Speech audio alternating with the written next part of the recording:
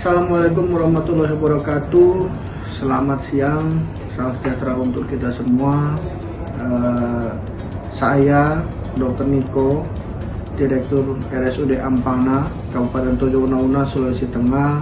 Adapun program inovasi yang kami galang bersama bermoto yaitu satu lahir tiga terbit, yang merupakan satu inovasi bersama.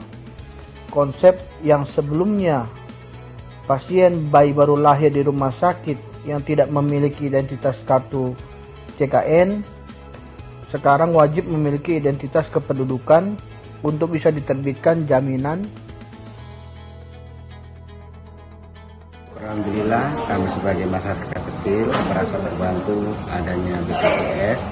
Anak dan bayi saya bisa terjamin di dalam rumah sakit.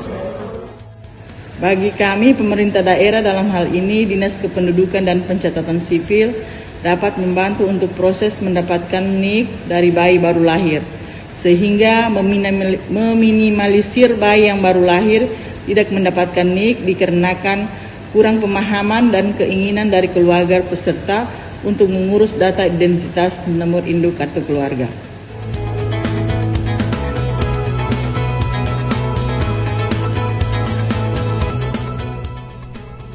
Bayi lahir di rumah sakit dilaporkan melalui grup integrasi antara rumah sakit, BPJS Kesehatan, dan Dukcapil.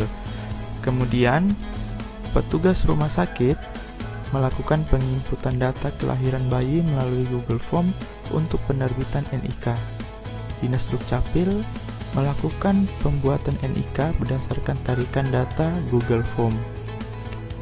Rumah sakit membuatkan kartu BPJS bayi lahir melalui aplikasi SIPP atau berkoordinasi dengan petugas BPJS Kesehatan.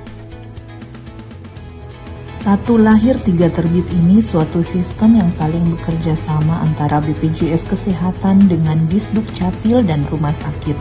Ketika proses kelahiran di rumah sakit dan lahir bayi di rumah sakit, pasien atau keluarga pasien dimudahkan dalam pengurusan bayi baru lahir.